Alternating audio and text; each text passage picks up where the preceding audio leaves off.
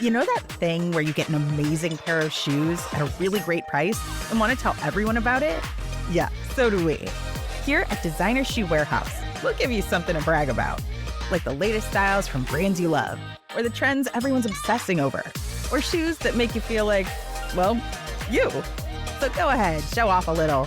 Find shoes that get you at prices that get your budget. Head to your DSW store or dsw.com today. DSW, let us surprise you. Don't marry a guy who agreed to split his identical twins and give one to the mother and let them leave. What fresh hell? Laughing in the face of motherhood. This mother really stressed about, is Kevin okay at home? We're all like, relax.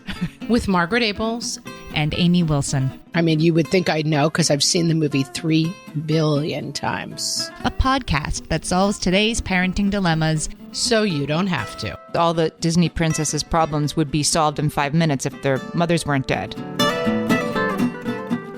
Hey, everybody. Welcome to What Fresh Hell, Laughing in the Face of Motherhood. This is Amy. And this is Margaret. And recently on an episode, I'm going to say they came for me, Amy. They came for me in the Facebook group because I criticized the movie Dirty Dancing, specifically Patrick Swayze's relationship. I believe his name was Johnny. Mm-hmm.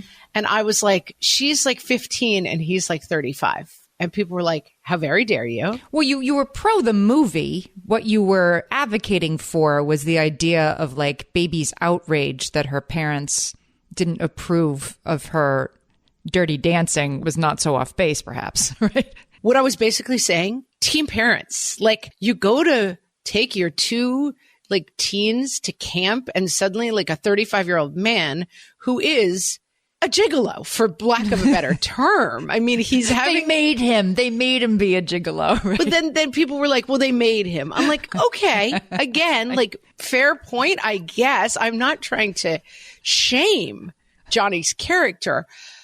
But I was like, I would not be fine with my 16-year-old running around in the woods with a person who I understood, as the plot of the movie makes us understand, is a hustler for money who dances with old ladies for money. Like, I'm teen parents. That's appalling. Mm-hmm. For your little girl who you literally named, well, you didn't name her baby. Whose name is Baby. Yeah, you call her baby because you breastfed her for 18 months. Yeah. And that was apparently, in my mind, 15 years ago. Now, people came for me hard in the group. Not hard, but they were like, first of all, it's a huge point in the movie that she has graduated from high school and is heading to Mount Holyoke in the fall. Oh, yawn. I think people who are saying that are like, don't have an 18-year-old yet, which let me tell you, 18 and 16 doesn't feel that different once you're there. But this is what brings us to our topic. It hits a little different now. Like, I watched that movie. I thought it was hugely romantic. I was all there for the lift in the end. I screamed. Reader, I screamed when the lift gets carried off. The scene, I wore my jeans cut off at the knees and rolled up twice for the next, I'm going to say 10 years, because I wanted to look like Baby. Mm-hmm. Loved the movie. Loved Patrick Swayze. Although even for me, I was like, he's dangerous. I was a little intimidated. But Jerry Orbach as the father is who you identify with. But let me tell you, the mom and the dad, like what a bunch of squares, just because they're, I mean, I was remembering 18-year-old daughter is running around with the camp hustler, like who, and then I'm not saying it's a bad movie. I'm just saying watching it now, the parents had a point, Amy. I don't do this too often, but I am going to have to get some Hollywood cred here and say the mom in that movie is Kelly Bishop. She plays Baby's mom, and I worked with Kelly Bishop on Broadway. Yes, she played my aunt in the play. Mm-hmm. Wow. Could you call her and tell her that we support her now? We think she was completely maligned in the movie. Kelly, let me tell you. Yeah. Oh my God, we should have her on as a special guest on one of our bonus episodes if we can get her. And she's the grandmother in Gilmore Girls, which stay tuned for the Gilmore Girls, but it's the same actress. Yeah. That's right. And it's the same part. She kind of has the gimlet eye, what's the word? Patrician lady who does not care for the nonsense that's going on. Mom getting in the way of the fun, which let me tell you, if you continue auditioning past a certain age in Hollywood, like that's literally every part is like the mom getting in the way. And that age, by the way, is 24. Right. like this certain age where you age out of sexy roles is 24 and you start playing. I have a friend who is like the most striking human being I've ever met in my life. She is perfect body. Like she would be like in a calendar wearing like a string bikini, like laying on the head of a car. She's just insanely gorgeous and very sexy looking. And I turned on my TV one morning and saw her like pouring cereal into the kids' bowl and being like, I trust, blah, blah brand to give my kids all their, and I'm like, oh my God, they're casting her as the mom. Like they're casting like the hot girl from the hood of the car as the mom. They just put glasses on her and like an apron and she's like, my kids. And I was like, oh, there's no hope for anybody. Right. And we all everybody's seen the memes like, oh, Ambi Davis from the Brady Bunch who played Alice was like 36 when she played Alice. I was like, oh, that old hag. I hope the butcher will love her because nobody else would. Oh, God. Put her out to sea. Yeah. Yeah. So it hits different. So, of course, you went to our listeners in our Facebook group and said, what are some movies and TV shows that hit different now that you're a parent? And we have several categories.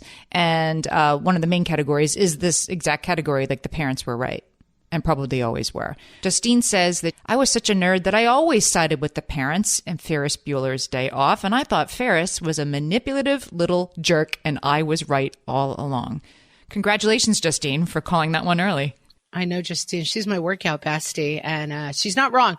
Also, my friend Kate, host of Divorce Survival podcast, Kate Anthony, also came for Ferris Bueller. Like, get to school, kid. You're obnoxious. Yeah. His sister, who's Baby in Dirty Dancing, because time is a flat circle, right? And I always identified with her. I mean, I enjoy Ferris Bueller's Day Off, but even as a young one, I got what it was like to be his sister. Like, why does he get away with everything? And everybody thinks he's adorable.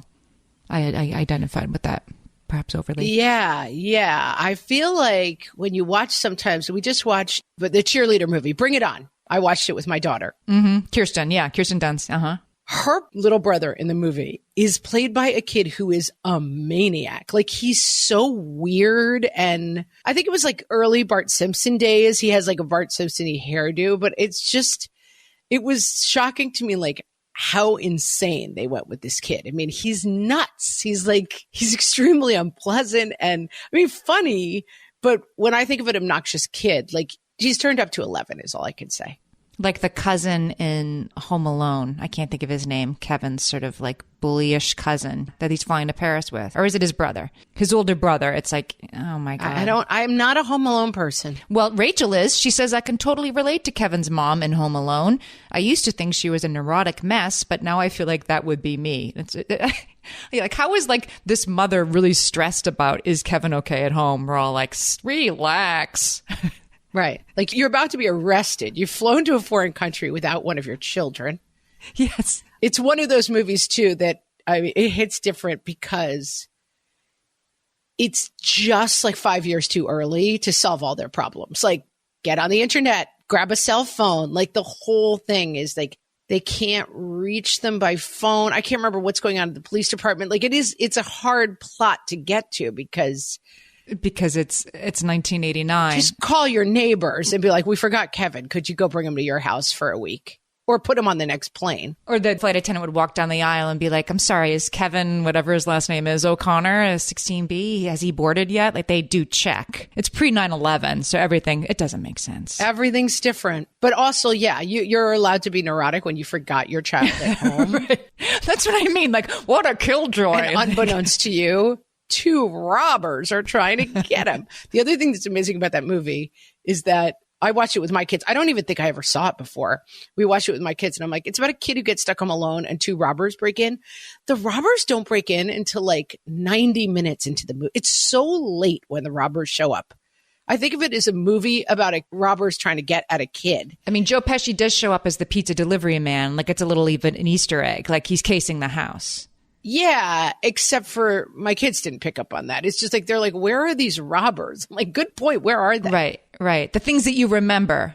That's like 5 minutes of the movie and you think it's the whole movie. Yeah. I'm like, it's a movie about robbers attacking a kid. And that doesn't come in until quite a bit later in the film. There's another parent who was right that several listeners mentioned. Tina says she now really relates to the mom in A Christmas Story.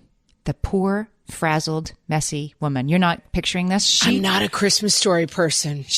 There's a scene, Debbie brings it up. There's a scene where it's Christmas morning and she's having a glass of red wine at 7:00 in the morning. Love it. And she's just like over it the whole time, the whole movie. She's Kristen Wiig from I Got a Robe, right? She's just like, I can't. Yeah. But like, run through the ringer, like her hair's a mess the whole time. She's just like, you kids.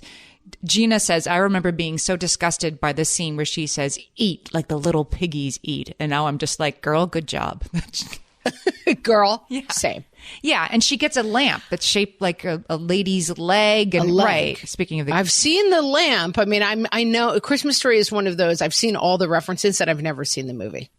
She's just a long suffering, like out of things to give. I can't think of the proper substitute word to use there, but she's just done. She's done on page 3 and she's done on page 87 of that script. And you totally identify with her as a grown up. And then, but as a kid, you're like, get out of the way. Yeah. All the harassed and harried moms of cinema who we were like, you're annoying. We're now like, solidarity, sister. Solidarity. This is one I never watched, so I can't really opine on this. But Brooke says Christmas with the Cranks is worth you watching. Yeah, we're too old for Christmas with the Cranks. Yeah, exactly. We're like, what's this?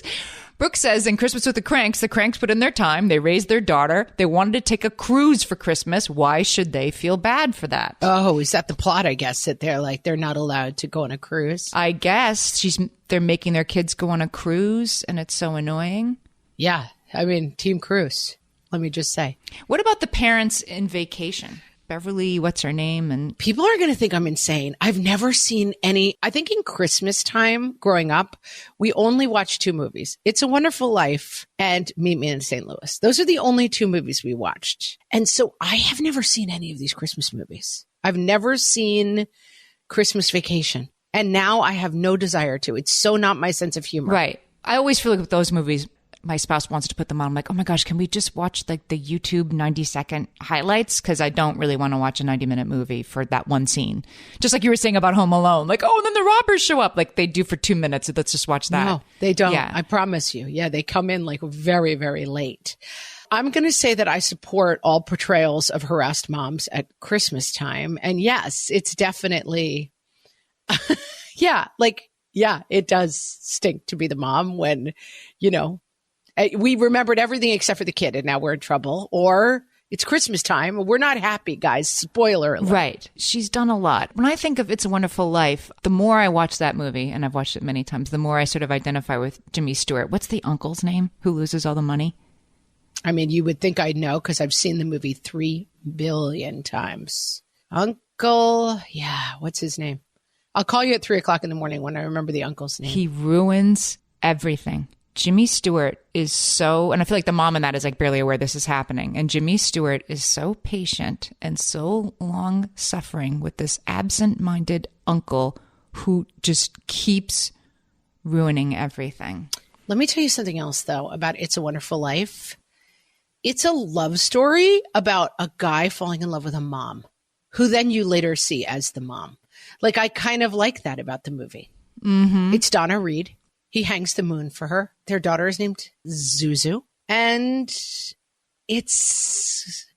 I like that movie. I think Donna Reed becomes kind of a problem at some point. God, I haven't seen it in a long time. I could rewatch.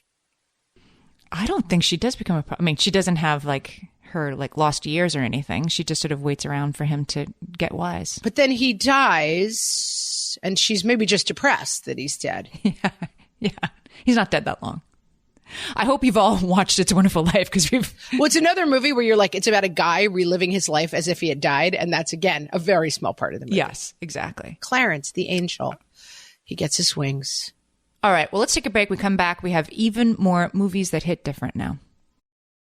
Hellions, it's time for some spring cleaning, and I don't just mean the coat closets. Doing your financial spring cleaning can actually be super easy when you let Monarch do your financial spring cleaning for you. One dashboard that gets your entire financial life organized. No more clutter, no more mess, no more logins scattered everywhere, just accounts, investments, property, and more, all in one place. Get your first year of Monarch for half off, just $50 with promo code FRESH. Monarch allows you to look not only at what you've already spent, but also to plan for the future. With Monarch, you can set savings goals, plan for big purchases, and notice spending trends before they become a problem. I can generate cash flow reports that show me what we spent this quarter, this month, what we're probably going to spend next month, and feel prepared, organized, and knowing how to plan for the future. No more surprises and a lot more clarity. Try Monarch. Use code FRESH at monarch.com to get your first year half off at just $50. That's 50% off your first year at monarch.com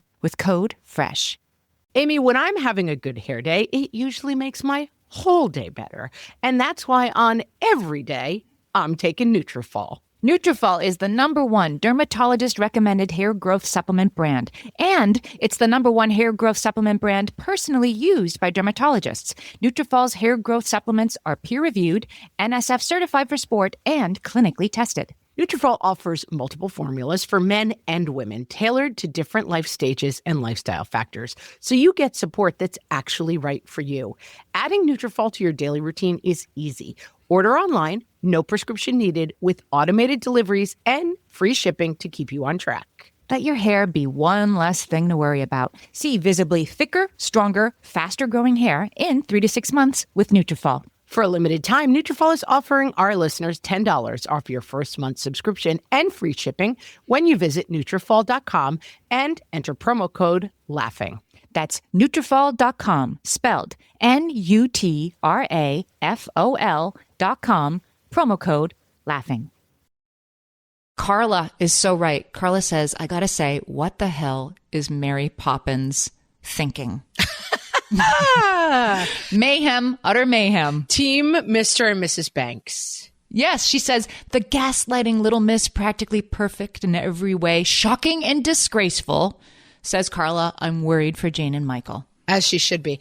Let me tell you, I revisited that movie. My daughter and I have an unhealthy relationship with the film, The Sound of Music. Like, I probably forced her to watch it 750 times with me, but like, we just do the whole movie. I'm obsessed with that movie. It's a perfect film. It's a perfect film. I love that movie too. But also another role where the Countess, like, listen, she's no Maria, but she's got a point too. She's just trying to marry her boyfriend. She didn't ask for a little singing and dancing nun to come along and show her up. She does it very gracefully. If you remember, she's laughing and trying to make it work with Gaylord, her boyfriend, played by Christopher Plummer. And then she's like, oh, won't it be wonderful when we do this? And he's like, what's her name? Not Helga, but it's something like Helga. Let's pretend it's Helga. Helga? Inga, maybe. Let's stop pretending it'll never work. And then she turns to him and she looks out in the night and she says, somewhere out there is a young lady who I think will never be a nun. And then she walks gracefully in the house and with her beautiful self. And I'm like, listen, I'm kind of team Countess too. Like, you go get what you want, Countess. Don't hang along with this drip who's running off with a nun. This ties into another movie that one of our listeners mentioned, which is The Parent Trap. Katie points out, there's a couple things to talk about, to unpack. But first, let's talk about the dad's girlfriend. Katie argues that the dad's girlfriend is not the villain. She didn't know about or sign up for step parenting 2 kids. That is on the dad, says Katie. So now she's she's here for the dad's girlfriend. She's a little bit evil stepmother. And I gotta say, the part where they put the honey around her tent and the bear gets her is phenomenal. I mean, but yeah. I mean, first of all, don't marry a guy who agreed to split his identical twins and give one to the mother and let them leave. Like, already we've got red flags, Rama. You're like, I'm sorry, the plan was what exactly? Your wife gave birth to identical twins and you each just kept one and never told the other one. Let's do a screenplay. Let's do a Lifetime, like The Stranger Lives Outside movie where we're going to redo The Parent Trap. As a horror movie. As a domestic horror movie told from the stepmother's point of view. I mean, print the money right now. Huge. Gina brought this up. She said, this is not really siding with the parents. This is, in fact, definitely not siding with the parents. But have you rewatched The Parent Trap as an adult? What were these parents thinking, splitting up their twins without telling them they had a twin sister? She's right. I don't side with them. It's the most perfect movie. It is. Wait, which one? Which one are we talking about? The first one or the Come on, the original. Only the original. I've never even seen the other one. Not interested. The original 1950s. Fun fact. I need to make a side comment here. Right. Like, go ahead. Who does Margaret look exactly like? All right. I'm going to put up in the show notes for this a picture of me as a child and a picture of Haley Mills in that movie. And tell me if you can tell the difference between the two of us. Haley Mills plays the twins in the original Disney movie. And I said it to you. I mean, I remember years ago saying to you, do you know who you look exactly like? And you're like, no, it's Haley Mills. And I'm like, yes, I do, because I've been told it my whole life.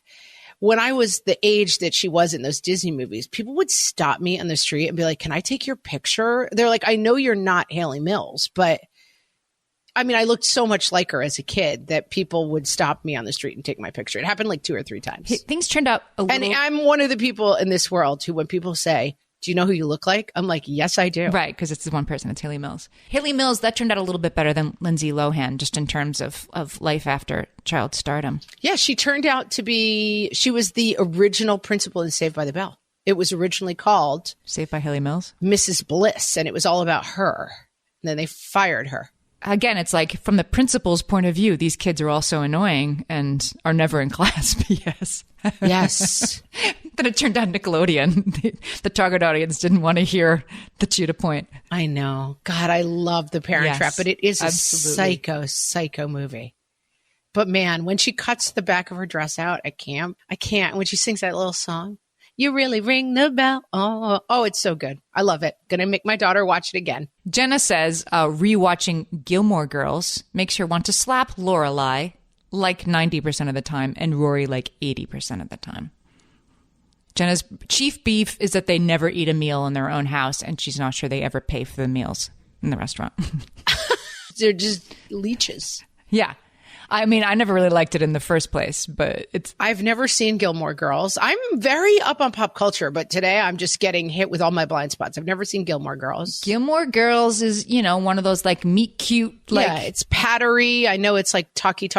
It's patter, but like, exactly. I just watch it and the whole time I'm like, nobody talks like this. Nobody talks like this. Nobody talks like this. That's what I think every moment that I watch Gilmore Girls. But I realize we've probably lost several thousand listeners at this point because... there are other people who live and breathe it. I think the girl who was the mom in the Gilmore Girls, not the mom, the mom. Lauren, yeah, Lauren, what's her name? Yeah. Graham. Lauren Graham. I think she was in my college class, maybe. Yeah. She's like our age. I mean, the whole point of that show is, right, that she's like kind of too young. She had a kid really young, so she's kind of too young to be a mom. So they're actually more like friends. And it's her mom, that's the same woman from Dirty Dancing, that's trying to ruin all the fun for Lorelai and Rory. That's kind of the point of the show, right? Yeah. Everyone's trying to ruin their fun. Can we talk about Mrs. Doubtfire? Oh, yes. This is an insane one. This is a prime example. Yeah. Sally Field is like so uptight and high strung. Mm-hmm. And Robin Williams is so fun. Right. Why won't she just let Robin Williams bring a pony into the house? Yeah. What's wrong with her that she's so uptight? And Kim makes the excellent point. Then she gets a chance for a piece of Pierce Brosnan, and he tries to ruin that for her too. The woman deserved a piece of Pierce Brosnan, dude. Yes. She leaves her husband because he's just like a ne'er-do-well who doesn't have a job and he's not helping. He's like a grown man-child with no sense of boundaries. Right. Then she sets a boundary, and instead of him being like, I have to do some work on myself, I'm going to really focus on you, he dresses up like a woman and re-enters their lives while she's just trying to like go to work. And can you imagine if you were like trying to get custody of your kids? And I mean, I'm worried that we're all going to be so tuned in that we're not going to be able to have movies anymore because I'm like, boundaries, dude. Cassie says that Robin Williams' character should have spent some time working on himself instead of creating a new persona to parent his children. Yeah, that movie's deranged. I mean, it's completely deranged. Loved it. Didn't really pick up at the time. In any way, that like, stop being so uptight. And come to think of it, like Robin Williams's Mrs. Doubtfire character is also an uptight woman, but like it's funny because he's a man pretending to be it. The other one just is an uptight woman, and that's not funny.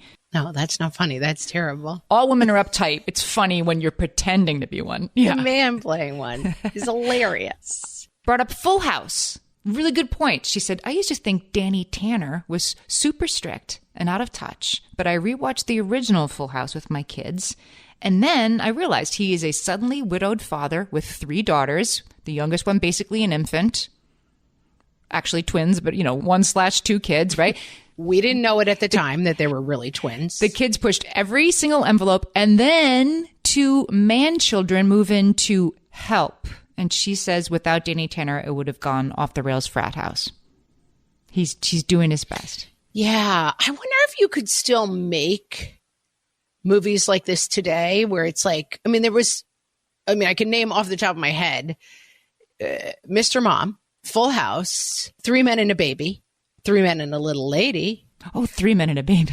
Yeah. But like the plot of the movie is, what if men had to take care of children? Like that was the entire plot of these films in the 80s. Like, right. I'm going to pitch you something crazy. No, it doesn't take place on Mars. It's even crazier than that.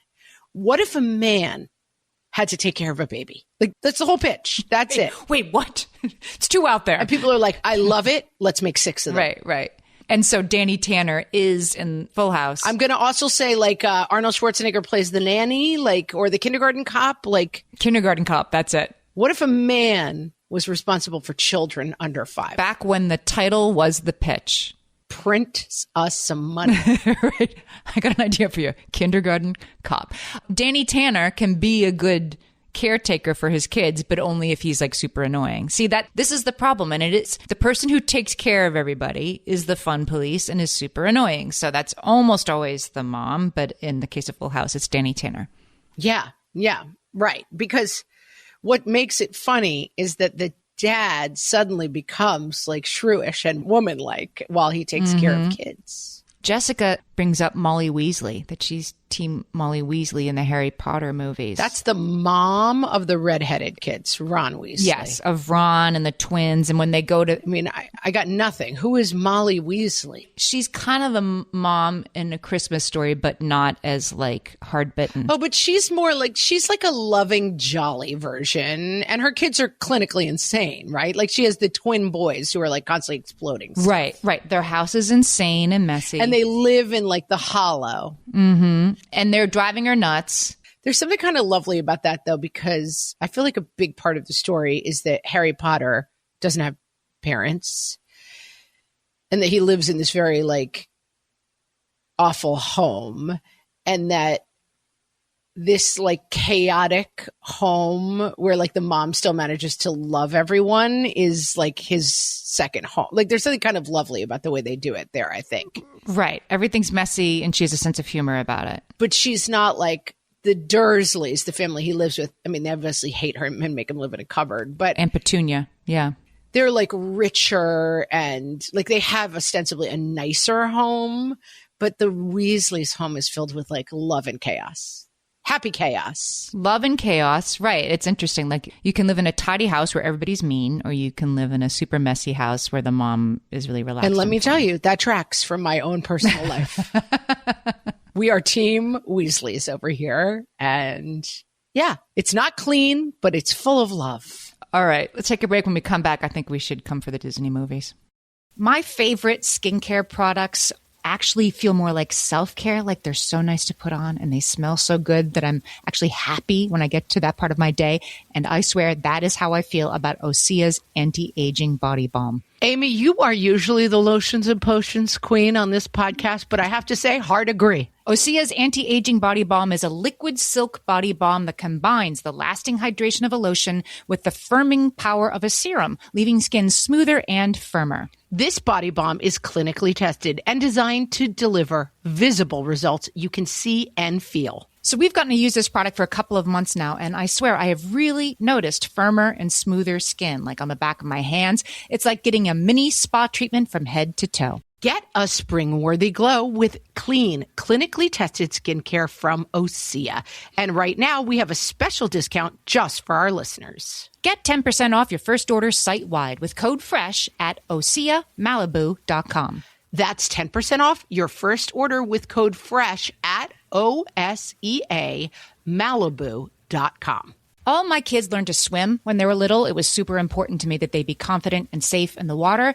There was only one problem with that: taking them to swim lessons. I mean, the pools were freezing. There were always cranky adults doing laps right there. And it was definitely not, for any of us, what you would call fun. Amy, heard. But now there's Goldfish Swim School. Goldfish takes a really thoughtful approach to swim lessons, combining research-based teaching with a warm, kid-friendly environment that actually helps kids thrive in the water. Every detail at Goldfish is thoughtfully designed to create a golden experience, from shiver-free, warm indoor pools to comfy waiting areas for parents to professionally trained lifeguards on deck. Goldfish uses an approach called the science of swim play, which combines guided play with proven teaching techniques to help kids learn to swim, build water safety skills, and gain confidence, all at their own pace. Lessons are designed to meet kids exactly where they're at. If you've been thinking about swim lessons or just wondering where to start, this is a great opportunity. Right now, Goldfish Swim School is offering a waived membership plus your child's first lesson free at participating locations. Just visit goldfishswimschool.com/free to find a location near you and enroll using promo code FREE. That's goldfishswimschool.com/free, promo code FREE. And now, things we say that make us suspect we might be oldie-lux. From the What Fresh Hell podcast. Oh, I hurt myself turning over too vigorously while I was napping. Oh, that wasn't long ago. It was about 10 years ago in the late 90s.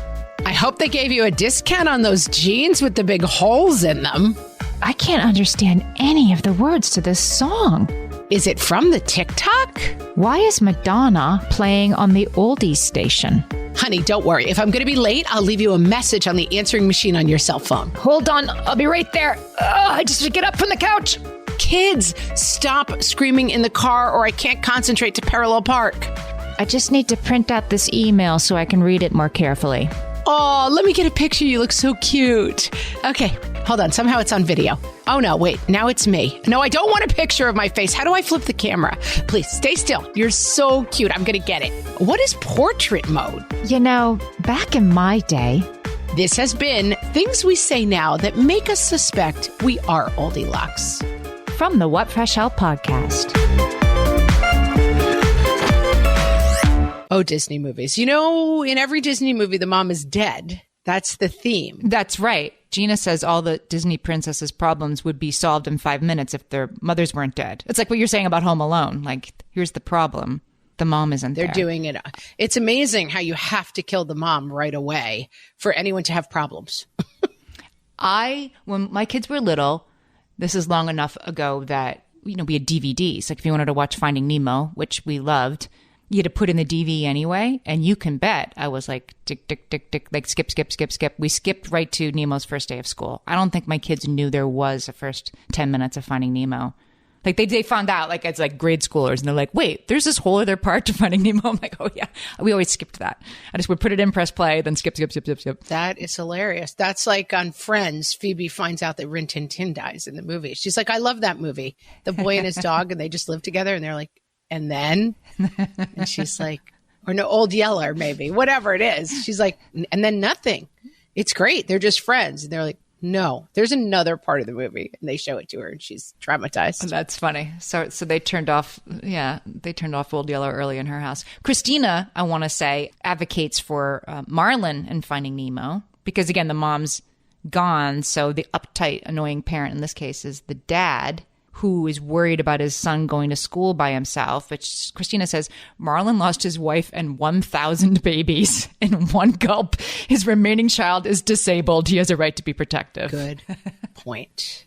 Yeah. Right? Yeah, exactly. Right? Here's a whole category that's Disney and not Disney. Okay. So I'm coming back out of Disney, but it's an important one, is the I'm Not a Baby Anymore category, which is Dirty Dancing. We started with that. But another Nobody puts baby in a corner. Another Nobody Puts Baby in a Corner movie is The Little Mermaid, where Ariel tells King Triton, who is like 16, right? 15? She's 16. She's like, I'm not a child anymore. And like, yes, she is. Actually, yes, you are. Have a seat. Have several seats. You're Ariel. 16 years old. Have a seat. That's right. That hits differently. And another in this category is Say Anything. Do you remember that movie? I loved that movie. I can't say I remember it all that well. Ione Skye. God, she was so beautiful in that movie. It hits different. It's a great movie. John Cusack, Ione Skye, and I can't think of another absent mom. But what's the really cool Lily Taylor? Oh, Lily Taylor. Yeah. Love her. Yeah. It's a great movie. I mean, but definitely told from the teenager's point of view as it was supposed to be. But you go back and look at it now and it's the same thing. Like, Dad, I'm not a child anymore. So I'm going to leave you and go live with this like unemployed guy in a trench coat. She's 18 years old. And it's like, goodbye. I'm living my new life now. I don't want to go to college. And he's like, oh, okay. And off they go. And it hits different watching it now. Like, I'm not sure. And she's like giving up a full scholarship to like for love. And it's all good. Yeah, no. And I mean, it is funny being on the other side of so many things as you get older. Like, I was always the kid. My role in the family was very much like, I respect no one and no one tells me what to do. Salam. Like, I was that kid. And I would just look at parents and be like, how can you be so lame? Like, how is it even possible for you to be so close-minded? And I am just now having tweens and teens starting to have conversations where I'm like, that's not a thing. And they're like, how can you even live being this dumb and small-minded? And I can't believe it has come for me, but it definitely has. And we were talking last night. Apparently there's a new version of Snow White coming out, and it's been very held up for a lot of different reasons. And I think that people are like, do we really need a movie with like dancing dwarves anymore? Are we still doing that? Like, there's part one. Oh, okay. Well, yeah. Okay, number one. And then I guess the actress, I don't know. I'm probably butchering the story and someone listening knows it and is like, you are a dum-dum and that's nothing would happen. But what I understood from talking to my tweens about it, so I'm probably not getting the world's greatest information, is that the actress in the movie said something like, well, obviously we're not going to make a movie where an unconscious woman gets kissed by a man. Like, that is... Isn't that Sleeping Beauty, or does that happen in Snow White too? It happens in Snow White too. Oh my God. She takes a bite of the apple and she falls unconscious. Diversify your storylines. Right. Of course. Yes. And then the prince kisses her and wakes her up, like true love's kiss. Right. He kisses her and the apple comes out of her windpipe. Right. And right. Okay. It's just funny. Like, if you start applying real world rules to stories, it's a problem. Like, it's definitely like, yeah, I guess we shouldn't be kissing people who are unconscious. It's not a great look in the real world. It is Snow White, though. I mean, maybe don't make it, but I don't know. I don't even know where I am on that spectrum. I'm so lost in it. But yeah. It's not even kissing people who are unconscious. It's kissing somebody in a glass coffin who's presented as actually not alive, an unalive person. Yeah, it's actually kissing someone you think is dead. Good point. Like, that's problematic, as the kids say. It's problematic. I get it. And there's no mom around. So, like, you think the mom's annoying, but look what happens. The mom would be like, back off the coffin, buddy, if you don't want to deal with me. She would just do the Heimlich maneuver. She dies because there's apple stuck in her throat. The mother would just be like, everybody back off. I'm going to do the Heimlich. And then her life would continue. But it is also funny, like, at what point, you know, I feel like Frozen was very much a movie where we were kind of going, it's insane to wed a prince on the first day. It turned the whole thing on its head in a really cool and fun way, you know, like. Both parents not around, right? And then what happens? The parents are dead, of course, because it's a Disney movie, but the older sister kind of plays the role of the mom, you know, like, how could you marry someone you just met? And then it turns out that is a huge mistake. And then it turns out that, like, the act of true love is between the sisters, you know, and that is cool. Like, it's a cool new version of the story. Like, the guys aren't really involved. and the two sisters use their own power to like overcome the obstacles of the story. I was all for it, but you can't have every story be that story. Like some of the tropes of the damsels in distress and the shrewish stepmother, like I get it. We're wiser than that, but you got to tell stories too. Someone's got to be the bad guy. There needs to be a bad guy. Right, right. Have you watched The Hunchback of Notre Dame? I don't believe so. This was, I mean, I remember my younger sisters were really into this movie. And it's very good as a sort of like creative, like the music's amazing, the story's amazing. It's a Disney, like animated, songy, dancey show. Yes. It's based on well, I'll let Elizabeth explain it. She says, I was watching The Hunchback of Notre Dame with my 5-year-old, and I couldn't help but wonder how in the world this got made as children's programming. Let's imagine the elevator pitch. This is all Elizabeth.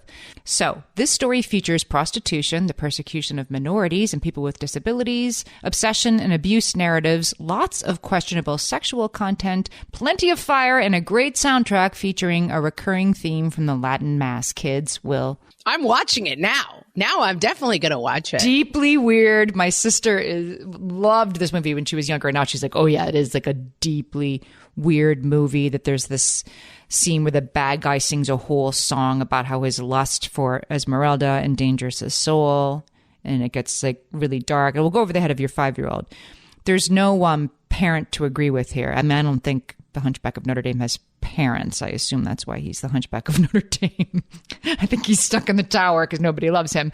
But it's basically one of those movies like the whole thing is like, wait a minute, why was this ever made for kids? Why did anybody show this to children? Which is a sort of different point, but a good one. Have we talked on the podcast about like the theory of like scary materials like fairy tales and kids? Like we should talk about it because there's a lot of really interesting stuff about like basically like you should not skip the part with the shark in Finding Nemo. Like that historically children's fairy tales were like extremely scary and gruesome. And that like Babar, the elephant, the French story, I don't know if people still know who Babar is, but like it was kind of like a thing in our childhood, like these stories about this elephant named Babar. Yeah, I mean, like all I remember is like he used to like go on picnics. Was there a dark side to Babar?